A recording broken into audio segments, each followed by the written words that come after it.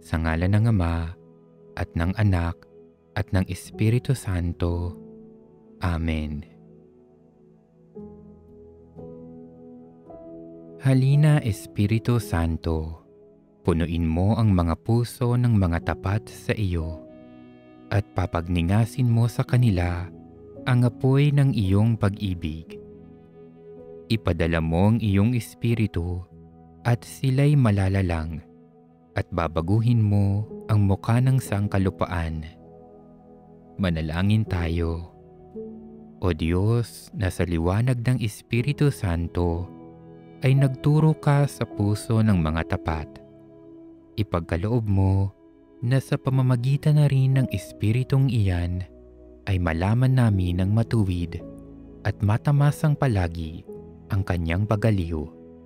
Sa pamamagitan ni Kristong aming Panginoon.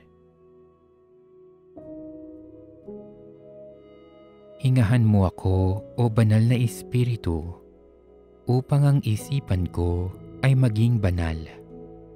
Gabayan mo ako, o Banal na Espiritu, upang ang hangarin ko ay maging banal. Ilapit mo ako sa iyo, o Banal na Espiritu, upang ang pag-ibig ko ay maging banal. Palakasin mo ako, o Banal na Espiritu, upang maipagtanggol ko ang mga bagay na banal.